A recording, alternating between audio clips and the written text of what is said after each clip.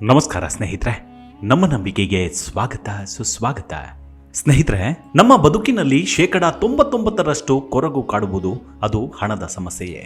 ಈ ಹಣ ಅನ್ನೋದು ಇದ್ದು ಬಿಟ್ರೆ 99% ಎಲ್ಲ ಸಮಸ್ಯೆಗಳನ್ನ ಪರಿಹರಿಸಿಕೊಳ್ಳಬಹುದು ಅನ್ನೋದು ಅಷ್ಟೇ ನಿಜ. ಹಣ ಇರೋ ಮಂದಿ ಹಣವೇ ಜೀವನವಲ್ಲ ಅಂದ್ರೆ ಹಣಕ್ಕಾಗಿ ಶ್ರಮ ಪಡುವ ಜನ ಹಣವೇ ಜೀವನ, ಹಣವೇ ಬದುಕು ಅಂತಾರೆ.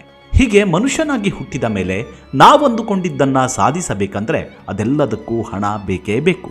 ಹುಟ್ಟು ಬಡವನಾದರೇನು, ಸಾವಿನಲ್ಲಿ ಸಿರಿವಂತನಾಗಬೇಕು ಅನ್ನೋದೇ ಇಂದಿನ ಕಾಲಮಾನಕ್ಕೆ ಸೂಕ್ತವಾದ ಪದ. ನಮ್ಮ ಹಿಂದೂ ಪರಂಪರೆಯಲ್ಲೂ ಸಿರಿವಂತಿಕೆ ಬರೋಕು ಮುನ್ನ ಅಥವಾ ಶ್ರೀಮಂತನಾಗುತ್ತಾನೆ ಅನ್ನೋದರ ಮುನ್ಸೂಚನೆಯಾಗಿ ನಾನಾ ಕುರುಹುಗಳು ಲಭಿಸ್ತವೆ. ಒಂದು ಮಗುವಿನ ಸಾವು, ಸಂಸಾರ, ಶ್ರೀಮಂತಿಕೆ ಎಲ್ಲವೂ ತಾಯಿಯ ಗರ್ಭದಲ್ಲಿರುವಾಗಲೇ ನಿರ್ಧರಿಸಲ್ಪಡುತ್ತಂತೆ. ಹಾಗೆಯೇ ನಮ್ಮ ಶ್ರಮದಿಂದಲೂ ಕರ್ಮದಿಂದಲೂ ಸಿರಿವಂತಿಕೆ ಬರುತ್ತದೆ ಎನ್ನುವುದು ವೇದಗಳಲ್ಲೂ ಸಾರಿದ ಸತ್ಯ.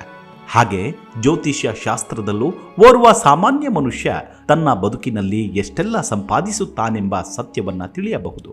ಆದರೆ ಇವತ್ತಿನ ಸಂಚಿಕೆಯ ಮುಖ್ಯ ವಿಚಾರ ಏನಪ್ಪಾ ಅಂದ್ರೆ, ಕನಸಿನಲ್ಲಿ ಹಾಗೂ ನೈಜ ಬದುಕಿನಲ್ಲಿ ದೊರೆಯುವ ಕೆಲವೊಂದು ಸುಳಿವು ಕೂಡ ಓರ್ವ ಮನುಷ್ಯನ ಜಾತಕವನ್ನೇ ಬದಲಿಸಿ ಬಿಡುತ್ತವೆ ಅಂತೆ.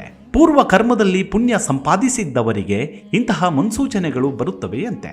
ಅಷ್ಟಕ್ಕೂ ಈ ಮುನ್ಸೂಚನೆಗಳು ಯಾವುವು? ನಿಜಕ್ಕೂ ಇಂತಹ ಕುರುಹುಗಳು ಕಾಣಿಸಿದರೆ ಶ್ರೀಮಂತರಾಗ್ತಾರ? ಈ ಬಗ್ಗೆ ಸಾಕ್ಷ್ಯಾಧಾರಗಳೇನು ಹೇಳುತ್ತವೆ ಅನ್ನೋದನ್ನ ಇಂದಿನ ಸಂಚಿಕೆಯಲ್ಲಿ ನೋಡೋಣ. ಅದಕ್ಕೂ ಮುನ್ನ ನಮ್ಮ ನಂಬಿಕೆಗೆ ನಿಮ್ಮ ಬೆಂಬಲವಿರಲಿ. ಸ್ನೇಹಿತರೆ, ಈಗಿನ ಜಮಾನದಲ್ಲಿ ಪ್ರತಿಯೊಬ್ಬರೂ ಹಣವನ್ನ ಸಂಪಾದಿಸಲೇಬೇಕು ಅನ್ನೋ ಜಿದ್ದಿಗೆ ಬಿದ್ದಿದ್ದಾರೆ. ನಾನು ಕೂಡ ಕಾರು, ಮನೆ, ಮಠ ಸಂಪಾದಿಸಬೇಕು ಎಂಬ ಹಂಬಲವಂತೂ ಇದ್ದೇ ಇರುತ್ತೆ. ಆದರೆ ಎಲ್ಲರ ಅದೃಷ್ಟವು ಸಮಯ ಬಂದಾಗ ಮಾತ್ರ ತೆರೆದುಕೊಳ್ಳುತ್ತವೆ. ರಾಜಯೋಗ, ಗಜಕೇಸರಿ ಯೋಗ, ಲಕ್ಷ್ಮೀ ಯೋಗ ಹೀಗೆ ಇರುವಂತಹ ನಾನಾ ಯೋಗಗಳ ಬಾಗಿಲು ತಟ್ಟುತ್ತಾ ಅನ್ನೋ ಆಶಾ ಭಾವನೆಯಲ್ಲೇ ಕಾಲ ಕಳೆಯುವಂತಹ ಬದುಕು ಒಬ್ಬೊಬ್ಬರದ್ದು. ಆದರೆ ಅದೃಷ್ಟ ಎಚ್ಚೆತ್ತುಕೊಳ್ಳುವಾಗ ಯಾವೆಲ್ಲ ಸೂಚನೆಗಳು ಎದುರಾಗ್ತವೆ ಅನ್ನೋದು ತಿಳಿದಿದ್ಯಾ? ಒಳ್ಳೆ ದಿನ ಹತ್ತಿರಕ್ಕೆ ಬರ್ತಿದೆ, ನಮ್ಮೆಲ್ಲ ಸಮಸ್ಯೆಗಳೆಲ್ಲ ಮಂಜಿನಂತೆ ಕರಗಿ ಹೋಗುತ್ತೆ ಅನ್ನೋ ಮುನ್ಸೂಚನೆಯಾದರೂ ಹೇಗೆ ಸಿಗುತ್ತೆ ಗೊತ್ತಾ? ನಮ್ಮ ಶಾಸ್ತ್ರದಲ್ಲಿ ನಮ್ಮ ಸುತ್ತಮುತ್ತಲಿರುವಂತಹ ಕೆಲವೊಂದು ಜೀವಿಗಳು ಶ್ರೀಮಂತಿಕೆಯ ಕುರುಹು ಎಂದೇ ಇಂದಿಗೂ ಭಾವಿಸಿದ್ದೇವೆ. ಅವು ಶ್ರೀಮಂತಿಕೆಯ ಪ್ರತೀಕವೆಂದೇ ನಂಬಿದ್ದೇವೆ. ಅಂಥವುಗಳಲ್ಲಿ ನಾವು ಸಾಮಾನ್ಯವಾಗಿ ನಂಬುವುದು ಅಂದರೆ ಕಪ್ಪು ಇರುವೆಗಳು. ಮನೆಯಲ್ಲಿ ಅಕಸ್ಮಾತ್ ಕಪ್ಪು ಇರುವೆಗಳು ಸಾಲಾಗಿ ಓಡಾಡುತ್ತಿರುವುದನ್ನು ಕಂಡ್ರೆ, ಅವು ಆಹಾರ ಪದಾರ್ಥಗಳನ್ನು ಬಾಯಲ್ಲಿ ಕಚ್ಚಿಕೊಂಡು ಓಡಾಡುತ್ತಿರುವುದನ್ನು ನೋಡಿದರೆ ಅದು ತುಂಬಾನೇ ಶುಭ ಸಂಕೇತವೆಂದು ಶಾಸ್ತ್ರ ಹೇಳುತ್ತೆ. ಕಪ್ಪಿರುವೆ ಲಕ್ಷ್ಮಿಯ ಸಂಕೇತವೆಂದು ನಂಬ್ತಾರೆ. ಅಲ್ಲದೆ ಇರುವೆಗಳು ಶ್ರಮಜೀವಿಗಳ ಪರಿಶ್ರಮ ಸಿದ್ಧಿಸಿದ್ರೆ ಅತಿ ಶೀಘ್ರದಲ್ಲೇ ಹಣಕಾಸು ಒಲಿದು ಬರಲಿದೆ ಎನ್ನಲಾಗತ್ತೆ. ಅಲ್ಲದೆ ಲಕ್ಷ್ಮಿಯ ಅನುಗ್ರಹವು ನಿಮ್ಮ ಕುಟುಂಬದ ಮೇಲೆ ಬೀರುತ್ತಿದೆ ಎಂಬುದನ್ನು ಅರ್ಥ ಮಾಡಿಕೊಳ್ಬೇಕಾಗತ್ತೆ. ಇನ್ನು ನಂತರದ್ದು ಪಕ್ಷಿಗಳು ಅಥವಾ ಪಾರಿವಾಳ. ಪಕ್ಷಿಗಳು ಯಾವುದೇ ಸ್ಥಳದಲ್ಲಿ ಗೂಡು ಕಟ್ಟಿದ್ದರೆ ಅದು ತುಂಬಾ ಶುಭ ಸಂಕೇತವಂತೆ. ಈ ಗೂಡನ್ನ ಪೂರ್ವ ಅಥವಾ ಉತ್ತರ ದಿಕ್ಕಿನಲ್ಲಿ ಕಟ್ಟಿದ್ರೆ ಅದರಷ್ಟು ಶುಭ ಮತ್ತೊಂದಿಲ್ಲ, ಅತ್ಯಂತ ಮಂಗಳಕರವೆಂದು ನಂಬ್ತಾರೆ. ಸಾಮಾನ್ಯವಾಗಿ ಯಾರ ಮನೆಯಲ್ಲೂ ಗೂಡು ಕಟ್ಟೋದಿಲ್ಲ. ಗೂಡು ಕಟ್ಟಿದ ಮನೆಯಲ್ಲಿ ಲಕ್ಷ್ಮಿ ತಾಂಡವವಾಡ್ತಾಳೆ. 10 ತಲೆಮಾರಿಗೂ ಕೂತು ತಿನ್ನುವಂತಹ ಶಕ್ತಿ ಸಾಮರ್ಥ್ಯವನ್ನು ಪಡಿತಾರೆ. ಇನ್ನು ಬೆಳಗ್ಗೆ ಹೊತ್ತಲ್ಲಿ ಹಸು ಮನೆ ಬಾಗಿಲಿಗೆ ಬಂದು ಅಮ್ಮ ಎಂದು ಕೂಗುತ್ತಿದ್ದರೆ ಅದನ್ನ ದೇವರ ಆಶೀರ್ವಾದ ಎಂದು ಭಾವಿಸಲಾಗಿದೆ. ಆ ಸಮಯದಲ್ಲಿ ಹಸುವಿಗೆ ರೊಟ್ಟಿಯೋ ಅಥವಾ ಅಕ್ಕಿಗೆ ಬೆಲ್ಲ, ಬಾಳೆಹಣ್ಣು ಮಿಶ್ರಣ ಮಾಡಿ ಅಂಗೈಯಲ್ಲಿ ಬಾಯಿಗೆ ತಿನ್ನಿಸಬೇಕು. ಆಗ ಸಕಲ ದರಿದ್ರಗಳೆಲ್ಲವೂ ತೊಲಗಿ ಅಂದಿನಿಂದಲೇ ನಿಮ್ಮ ಬದುಕಿನಲ್ಲಿ ಹೊಸ ಅಧ್ಯಾಯ ಶುರುವಾದಂತೆ. ನಕಾರ ಭಾವನೆಗಳೆಲ್ಲವೂ ತೊಲಗಿ ನಿಮ್ಮ ಕೆಲಸ ಕಾರ್ಯಗಳಲ್ಲಿ ಸಕಾರಾತ್ಮಕ ಚಿಂತನೆ ಮೂಡುತ್ತೆ. ಮನೆಯಲ್ಲಿ, ಸಂಸಾರದಲ್ಲಿ ಹೊಂದಾಣಿಕೆ, ಸಂತೋಷ, ಸಹಬಾಳ್ವೆ ಮೂಡುತ್ತೆ. ಇದರ ಅರ್ಥ ಲಕ್ಷ್ಮೀ ದೇವಿಯೇ ಬಂದು ನಿಮ್ಮ ಮನೆ ಬಾಗಿಲು ತಟ್ಟಿದ್ದಾಳೆ ಎನ್ನುವುದು ಜ್ಯೋತಿಷ್ಯದ ಉಲ್ಲೇಖ. ಇನ್ನು ಸಾಮಾನ್ಯವಾಗಿ ತುಳಸಿ ಗಿಡವು ಬಹುತೇಕರ ಮನೆಯಲ್ಲಿ ಬೆಳೆಯುತ್ತೆ. ಸಂಸ್ಕಾರಸ್ಥರು ಪ್ರತಿನಿತ್ಯ ತುಳಸಿ ಪೂಜೆಯನ್ನ ಮಾಡ್ತೀರಾ. ನಗರ ಪ್ರದೇಶದಲ್ಲಿ ವಾಸಿಸುವವರು ಕೂಡ ಒಂದು ಪುಟ್ಟ ತುಳಸಿ ಕಟ್ಟೆ ಇಟ್ಟು ನಿತ್ಯಾರಾಧನೆ ಮಾಡೋ ಪದ್ಧತಿಯಂತೂ ನಮ್ಮ ಭಾರತೀಯ ಹೆಣ್ಣು ಮಕ್ಕಳಲ್ಲಿ 70% ಇದೆ. ಅದರಲ್ಲೂ ತುಳಸಿ ಗಿಡವು ನಿಮ್ಮ ಮನೆಯಲ್ಲಿ ತುಂಬಾ ದಟ್ಟವಾಗಿ ಮತ್ತು ಸಮೃದ್ಧವಾಗಿ ಹಸಿರಾಗಿದ್ದರೆ, ಯಾವುದೇ ರೋಗಕ್ಕೆ ತುತ್ತಾಗದೆ ಎಲೆಗಳು ಹಚ್ಚ ಹಸಿರಾಗಿದ್ದರೆ ಅಂತಹ ಮನೆಯಲ್ಲಿ ಸಂತೋಷ, ಸಂಪತ್ತು ಮತ್ತು ಸಮೃದ್ಧಿಯೂ ಇದ್ದೇ ಇರುತ್ತೆ. ಇದು ಯಾವುದೇ ಕಾರಣಕ್ಕೂ ಸುಳ್ಳಲ್ಲ. 3 ಹೊತ್ತು ಅನ್ನಕ್ಕೆ ಯಾವುದೇ ಕುಂದು ಕೊರತೆಯನ್ನ ಆ ತಾಯಿ ಉಂಟು ಮಾಡುವುದಿಲ್ಲ. ಮನೆಗೆ ಬರೋ ಅತಿಥಿಗಳಿಗೂ ಹೊಟ್ಟೆ ತುಂಬ ಅನ್ನ ಹಾಕುವಷ್ಟು ಶಕ್ತಿವಂತರಾಗಿರ್ತೀರ. ಇನ್ನು ಮನೆಗಳಲ್ಲಿ ಬಿಳಿ ಹಲ್ಲಿಗಳಿದ್ದರೆ ಅದು ಕೂಡ ಶುಭ ಸಂಕೇತವಂತೆ. ಹಲ್ಲಿಗಳ ಬಾಲದಲ್ಲಿ ಅದೃಷ್ಟ ಇದೆ ಎಂದು ಹಿರಿಯರು ಹೇಳ್ತಾರೆ. ಕೆಲವೊಂದು ಹಲ್ಲಿಗಳಲ್ಲಿ ಬಾಲವು ಸದೃಢವಾಗಿ ದಪ್ಪವಾಗಿರುತ್ತೆ, ಅಲ್ಲದೆ ಅದನ್ನ ನೋಡಿದರೆ ಭಯವಾಗುವಂತಿರುತ್ತೆ.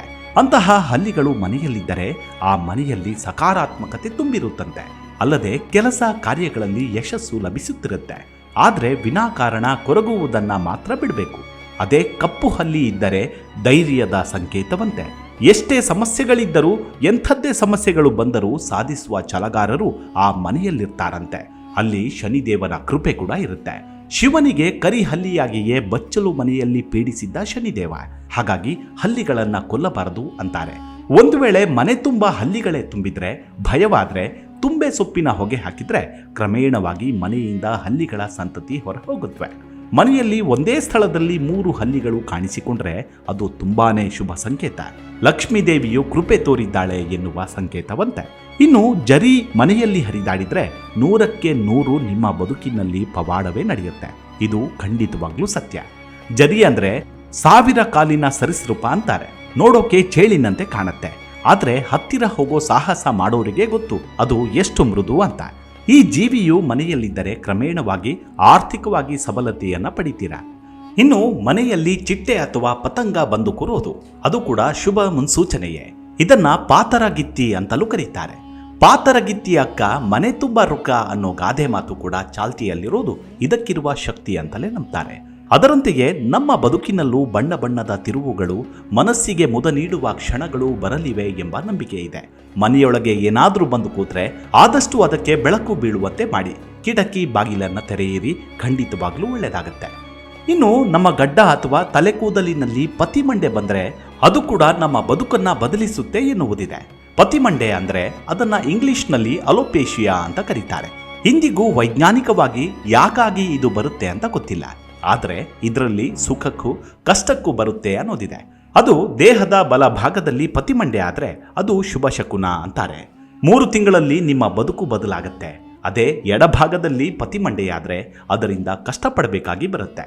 ಇದು ಕೂಡ ಶನಿದೇವ ದೇಹದಲ್ಲಿ ಸಂಚರಿಸುತ್ತಿರುವಾಗ ಆತ ತೋರುವ ಶುಭ ಅಥವಾ ಅಶುಭದ ಮುನ್ಸೂಚನೆಯ ಪ್ರಭಾವ ಎಂದು ನಂಬ್ತಾರೆ. ಇದು ನಿಜ ಕೂಡ. ಇನ್ನು ಕನಸಿನ ವಿಚಾರಕ್ಕೆ ಬರೋದಾದ್ರೆ, ಕನಸಿನಲ್ಲಿ ಪೊರಕೆ, ಗೂಬೆ, ಆನೆ, ನವಿಲು, ಕುದುರೆ, ಶಂಖ, ದೇವರ ಕನಸು, ಪೂಜೆ, ಹಣ್ಣು ಹಂಪಲು ಹೀಗೆ ಇನ್ನು ಮುಂತಾದವು ಕನಸಿನಲ್ಲಿ ಕಾಣಿಸಿಕೊಂಡ್ರೆ ಶ್ರೀಮಂತರಾಗುವ ನಿಮ್ಮ ಕನಸು ಶೀಘ್ರದಲ್ಲೇ ಈಡೇರಲಿದೆ ಎಂದು ಜ್ಯೋತಿಷ್ಯ ಹೇಳುತ್ತೆ. ಬೆಳಗ್ಗೆ ಮನೆಯಿಂದ ಕಚೇರಿಗೆ ಹೋಗುವಾಗ ಪ್ರತಿ 5 ದಿನ ಯಾರಾದರೂ ಗುಡಿಸುವುದನ್ನ ನೀವು ನೋಡಿದ್ರೆ ಅತಿ ಶೀಘ್ರದಲ್ಲೇ ನಿಮ್ಮೆಲ್ಲ ತೊಂದರೆಗಳು ದೂರಾಗಲಿವೆ. ಲಕ್ಷ್ಮಿಯ ಕೃಪೆ, ಆಶೀರ್ವಾದ ಲಭಿಸಲಿದೆ ಎಂದರ್ಥ. ಅಲ್ಲದೆ ಯಾವುದಾದ್ರೂ ಕೆಲಸಕ್ಕೆ ಹೊರಟಾಗ ದಾರಿಯಲ್ಲಿ ಹಣ ಬಿದ್ದಿರುವುದನ್ನು ಕಂಡರೆ ಅಥವಾ ದಾರಿಯಲ್ಲಿ ಹೆಣವನ್ನು ಕಂಡರೆ ಅದು ಕೂಡ ಹಣದ ಆಗಮನದ ಸಂಕೇತವನ್ನು ಸೂಚಿಸುತ್ತೆ. ಶೀಘ್ರದಲ್ಲೇ ಹಣವು ನಿಮ್ಮನ್ನ ಹುಡುಕಿಕೊಂಡು ಬರುತ್ತದಂತೆ. ನಂಬಿಕೆಗಳ ಪ್ರಕಾರ ನಮ್ಮ ಬಲಗೈ ನಿರಂತರವಾಗಿ ತುರಿಸುತ್ತಿದ್ದರೆ ಆ ವ್ಯಕ್ತಿಗೆ ಯಾವುದಾದ್ರೂ ಮೂಲದಿಂದ ಹಣ ಪ್ರಾಪ್ತಿಯಾಗುತ್ತಂತೆ. ಬೆಳಗ್ಗೆ ಎದ್ದ ತಕ್ಷಣ ಶಂಖದ ನಾದವನ್ನು ಕೇಳಿದ್ರೆ ಸಂಪತ್ತು ಸಿಗುತ್ತೆ ಎಂದರ್ಥ.